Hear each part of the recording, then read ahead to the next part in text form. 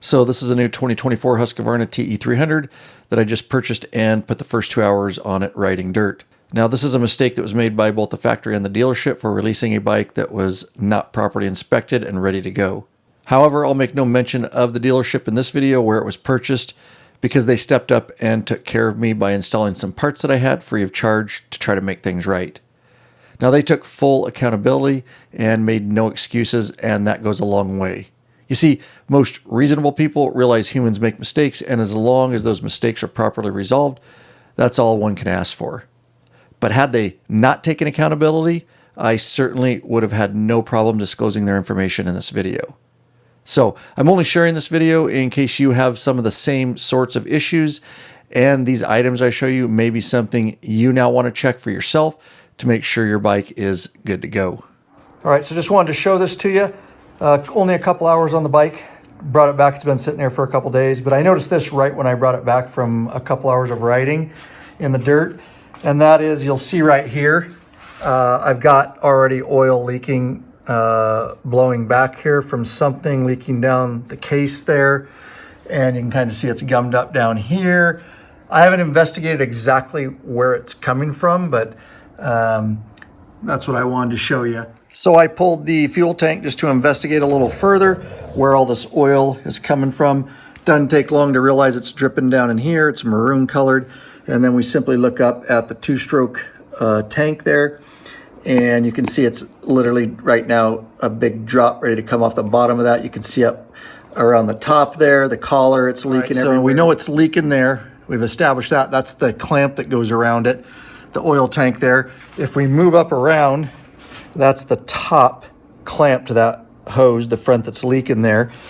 If I move back around the bike here, we can take a closer look again at that clamp there.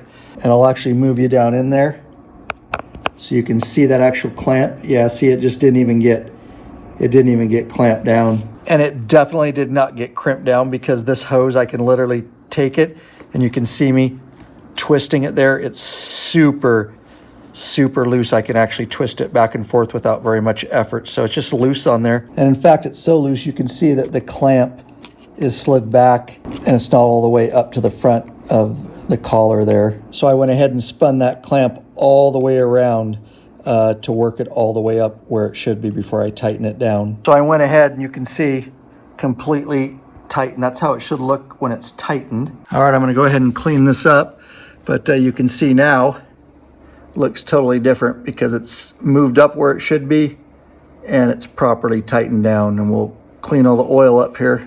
And just to give an idea, obviously that's the front tank, and then it goes between to the rear there, and you can see back in there, it has oil around it too. Not as much, but you can see there's oil also kind of dripping there. And then if we go around here, this one isn't tightened either. It was leaking just a little bit underneath, not as bad as the front one, but this one simply didn't get tightened either. All right, so I've gone ahead and now tightened this one too. You can see how it looks different. And just for reference, we will take a closer look. That is what it looks like after it's properly tightened down. All right, so we've got those two tightened up. Between your two tanks, you've got the front tank, the rear tank. Upon further investigation, if we move back here, we'll see right down in there, coming off the bottom of the rear oil tank, that one is not tightened either. And yes, it too, you can see, is seeping and leaking. So I'm gonna have to get underneath that rear oil tank. None of these were tightened down. And this is looking up underneath at that same line. On the other side it shows you the clamp isn't tightened down, but you can see how it's actually leaking down in there. Going back in underneath, you can see how loose that was, because it used to be over here, and I just literally turned it so it's back here, so I have an easier access to tighten it here. So, all right, so the oil leak issue, I think I've got it resolved, but I'm very concerned about this bike and what else wasn't inspected or put together right. And so I went out and rode this for 2 hours. And so I'm just walking around the bike, just generally looking at some other stuff. And I should have noted, and I did, I was like, that sits up really high. I feel like that should be all the way down. And maybe that's stupid and I should have just realized, but I literally rode with it like that for 2 hours. This bolt sitting like that was just never even inspected, and it wasn't even threaded in. So I can literally take this bolt, and you'll see here, I'll try to get you a shot. I'm trying to do this with one hand, but grabbing the clutch handle with my other, but you can see that pulls right out. And so those threads on the bottom were never even set in there.